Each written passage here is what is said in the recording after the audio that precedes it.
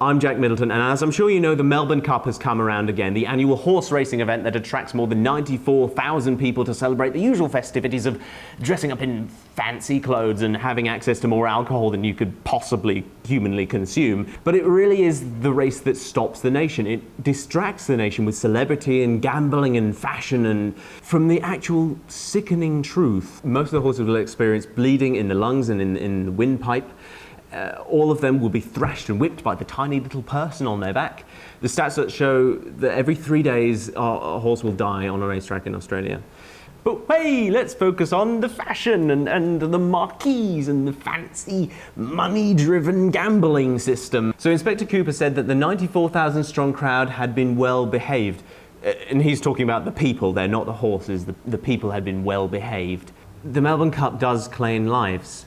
During the event in 2014, 2 lives were lost, the lives of Admiracti and Araldo, the horses by those names. Admiracti died of a heart attack shortly after the race. A part of me suspects it was connected. And Araldo died of a bullet in the brain because he broke his leg when he got scared in those little things that they put the horses in before they set them off to run. Yes, oh, that's good. That feels good. Very strong. Sorry, Thunder. I gotta put you down. How's your leg, huh? How's your leg? You ready to race? So I found this article about the jockey that rides on Admiracti, Zach Purton. He believes the horse spared him from death because he died after the race and not during the race, so he'd get trampled by like 22 other horses. So I'm sort of baffled at this journalist's point of view that they've taken about how they see the horse as being a hero for dying at a time that was convenient for the jockey. And the mainstream media has very little time to focus on the animal welfare, especially when it gets distracted by videos like this. Okay, so it turns out a drunken woman they're actually pushing over a police officer, and now she's getting arrested by 2 other police officers. And this video has claimed most of the attention around the entire Melbourne Cup. It's just a little strange, the way that humans prioritize things. And I'm sure these people, by the 94,000 other patrons, are sort of seen as outsiders, and they're sort of seen as like, what are you thinking like that for? Why have you got such crazy independent thoughts?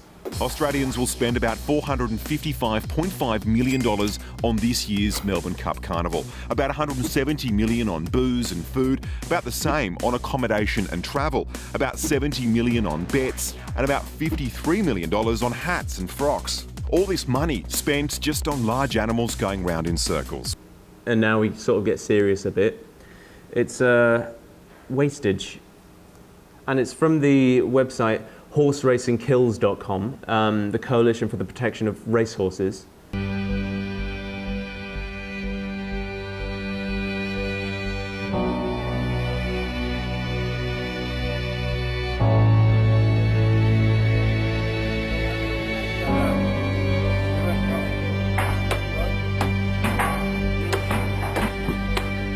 This horse is struck in the head in excess of 60 times to move it out of the kill box, where another horse is already waiting to be killed.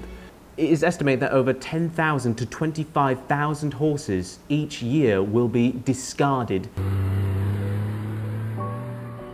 So long as humans care more about money, intangible money, than they do the actual care and health of horses, then the Melbourne Cup will always go ahead. I guess all we can hope is that more people will become aware of the treatment and what actually goes on in this industry, and then make a movement towards making horse racing and the Melbourne Cup a safer and more humane environment for these animals.